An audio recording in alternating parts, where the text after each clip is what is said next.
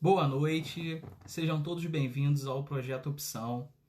Eu sou o Jefferson, aluno do terceiro período do curso de Gestão de Recursos Humanos, da instituição Uniabel Nilópolis. E hoje, juntamente com o meu grupo, iremos abordar neste projeto o tema Como lidar no ambiente de trabalho com o transtorno do espectro autista. Vamos lá? Por anos, a pessoa com transtorno do espectro autista era entendida como uma pessoa sem habilidades para construir uma vida de convívio profissional. Isso se dava devido ao comportamento metodizado e à dificuldade que o autista encontra em traçar relações interpessoais no ambiente de trabalho. Logo foi tratado como uma barreira para o desenvolvimento profissional e o ingresso no mercado de trabalho pelo autista. O potencial de produtividade do autista foi minimizado devido à falta de conhecimento de suas habilidades, competências e capacidade de produtividade. Não podemos esquecer que o autista é extremamente competente e habilidoso. Mas, infelizmente, a falta de informações e ignorância de alguns empregadores faz com que os trabalhadores autistas sofram com a falta de oportunidades no mercado de trabalho. As pessoas devem ser incluídas porque são humanas. Mas me pergunto, somente ser incluídas? No ambiente de trabalho, muito mais do que ser incluídas, essas pessoas devem ser integradas. Passo a palavra para a colega Vitória, que vai dar continuidade ao tema. Boa noite, meu nome é Victoria Farias e agora eu vou falar um pouquinho sobre as vantagens de ter uma pessoa com transtorno de espectro autista no ambiente de trabalho. Então, como vocês podem ver aqui no slide, uma pessoa com esse transtorno, ela tem muita facilidade em seguir regras e manter rotinas, tem maior atenção aos detalhes, tem a maior facilidade com funções repetitivas, prefere ambientes visualmente organizados, tem excelência memória para detalhes, tem a menor taxa de atrasos e demoras nas pausas de trabalho, menor perda de tempo em conversas com colegas de trabalho ou chamadas telefônicas pessoais, habilidade em apresentar conhecimento aprofundado em áreas pelas quais tem um interesse especial. E para poder justamente me aprofundar sobre essas vantagens, eu vou falar um pouquinho sobre duas séries que eu, particularmente, gosto e assisto, que é Atypical e The Good Doctor, o Bom Doutor, que os personagens principais são autistas. Enfim, são duas séries que têm umas narrativas diferentes, mas que retratam justamente, tem uma semelhança justamente por os dois ter o mesmo transtorno e tal. Então eu acabo vendo muita semelhança entre eles dois pelo jeito de agir. E também, até mesmo pela idade, porque em Atypical, por exemplo, é bem mais novo, ainda tá no ensino médio. E The Good Doctor é um doutor, né, que se formou em medicina. Enfim, agora falando um pouco sobre o Sam de Atypical, sobre essa questão mesmo de quando uma pessoa com esse transtorno tem muito interesse em um assunto, acaba tendo muito conhecimento, né? E o Sam, né, ele gostava muito de pinguim. Então ele sabia tudo, tudo que você perguntava sobre a Antártica, sobre os pinguins, sobre a origem dos pinguins. Ele até chegou a adotar um pinguim que ficava dentro de um local onde era tipo um zoológico de pinguins. Que ele tinha até adotou e sempre ia lá e sempre ficava observando e anotando e ele sempre tinha todas as informações. Então, acredito que então eu sei que quando tem interesse super por um assunto, quando é uma coisa que eles realmente querem, eles sempre vão saber tudo, treinar, tem muita informação e nisso vem o personagem de The Good Doctor. Ele é um ele se formou em medicina e começa a trabalhar no hospital, então ele sabe tudo, ele lembra de tudo, ele focou muito, estudou muito para essa profissão. Então realmente ele é um doutor muito bom. Enfim, e nessa questão toda, o Sam, por exemplo, ele trabalhava numa loja de eletrônicos. E, né, do Good Doctor, ele era médico, né? Então, nessas duas séries a gente vê eles no ambiente de trabalho e quais são as dificuldades, essa facilidade, todo esse aspecto, né? De uma forma fictícia, mas que acredito que retrate muito bem essa questão. Enfim, então acho que o principal de tudo é a empatia, entender o transtorno que essa pessoa tem, mas que isso não anula as qualidades e essa pessoa não necessariamente tem que deixar de fazer as coisas que gostam, não tem que deixar de ter um emprego, de ter uma carreira. Eles podem, eles conseguem, e às vezes podem ser até muito melhor do que alguém que não tenha, necessariamente, esse transtorno. Então, acho que o principal de tudo é a empatia, é entender certas atitudes que às vezes uma pessoa que não tem esse transtorno a gente talvez não toleraria, mesmo sabendo que no ambiente de trabalho a gente tem sempre que ter a cabeça centrada, não se deixar levar por muita coisa. Então, principalmente quando tem uma pessoa com esse transtorno, a gente tem que entender muito mais, a gente tem que ter muito mais empatia e conseguir lidar e conversar, e entender o porquê que aquela pessoa está agindo daquela forma, porque simplesmente não é uma pessoa que tem a mesma mentalidade que a nossa.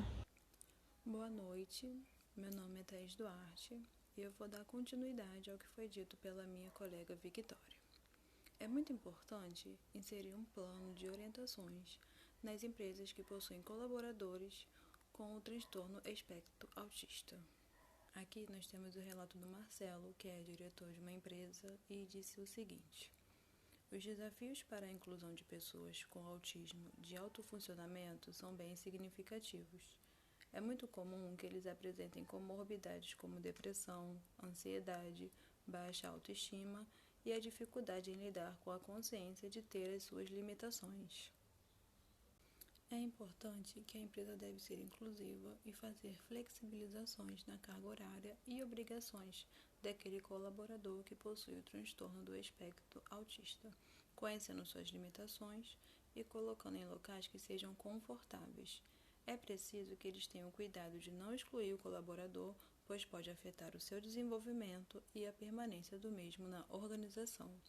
Por isso que o principal é que a empresa ofereça conhecimento sobre o autismo a todos os colaboradores antes e durante a contratação deles, oferecendo palestras com especialistas aos seus funcionários para que haja conhecimento e empatia para os futuros ou atuais funcionários com essas limitações. Meu nome é Rodrigo e daí continuidade no que foi dito pela minha colega Thaís.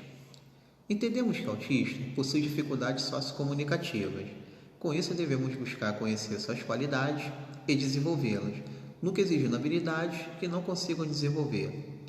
Não podemos exigir dos autistas que se comuniquem como pessoas sem um transtorno, pois seria o mesmo que esperar uma pessoa cega voltar a enxergar. Quanto ao treinamento dos profissionais, a gerente de marketing de comunicação da Especial Listerine Brasil, Graucia Ribeiro, conta que os times que recebem os profissionais com autismo passam por um forte processo de educação e conscientização. Todo esse preparo se dá para gerar uma zona de conforto no time que receberá a pessoa com TIA. A clareza, objetividade e antecipação de mudanças se faz necessária para a maioria dos autistas e para o grupo que irá acolhê-los. Com isso eu termino minha apresentação, agradeço a todos e vou passar a palavra para a colega que dará continuidade. Obrigado. Boa noite, o meu nome é Patrícia e eu trago 2 relatos voluntários de pessoas que enfrentaram dificuldade no mercado de trabalho por serem autistas. Uma delas é a Jéssica, ela tem diversas qualificações como professora de Libras, designer gráfico, que é a sua formação, técnico em secretariado.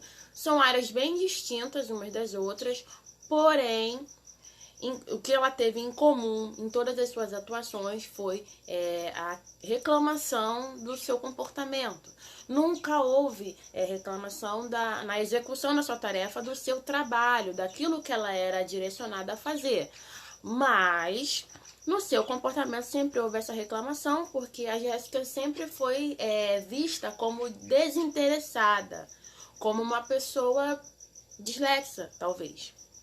né? Que ela fazia aquilo que ela era contratada para fazer, mas com os demais assuntos, ela era desinteressada, dislexa, era vista como uma pessoa que não queria estar ali, né? E aí, por não ter o amparo, a Jéssica tinha algumas complicações na saúde dela, porque aquilo trazia transtorno para ela, consequentemente, a empresa logo depois dispensava. Depois, ela teve seu diagnóstico fechado e ela conheceu a Specialisterne, que é uma empresa que qualifica, né, capacita e indica para empresas parceiras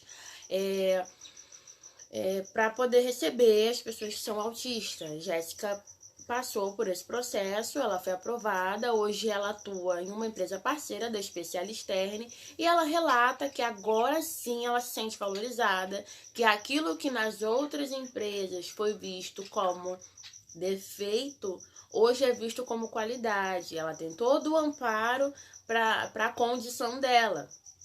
Então, ela, consequentemente, produz mais, é uma funcionária mais satisfeita, uma funcionária motivada e que agora, com certeza, vai atingir os objetivos da empresa, tá? O segundo relato é do Lohan. Ele era professor de matemática, também tido como desinteressado, como desatento, uma pessoa que não tinha pulso firme com os alunos. Tudo isso era cobrado dele. Ele desistiu e ele fez concurso para a polícia. E ele passou para a polícia. Na polícia também não foi diferente. Ele sofria muito deboche. Ele era motivo de muito escárnio. Ele não era compreendido, não tinha um amparo psicológico nenhum para receber o Lohan. E ele era tido da mesma forma que a Jéssica, como uma pessoa extremamente desinteressada, tímida, reservada demais, e aquilo não agradava. O Lohan desistiu também, e hoje ele é estudante de medicina, ele tá atuando, se especializando na psiquiatria, e ele relata que hoje sim ele se encontrou, hoje ele não é mais vítima de julgamentos, hoje ele é entendido, respeitado pela sua função, e as suas qualidades, elas são vistas também. Aquilo que era tido como defeito, né, no passado, hoje, na profissão, na área que ele está, é qualidade. Ambos relatam que hoje eles conseguem, foi extraído deles o melhor, porque consequentemente, sem o amparo, eles se sentiam inseguros para ser quem eles eram. E hoje, com confiança, né, de que não há nenhum problema com eles, e sim a solução, eles conseguem entregar um resultado muito mais satisfatório para as áreas que eles estão atuando hoje, tá? A gente encerra o nosso trabalho com o pensamento: o autismo é parte deste mundo, não um mundo à parte. Educando em La Vida. Obrigada pela oportunidade, muito obrigada pela atenção, uma boa noite.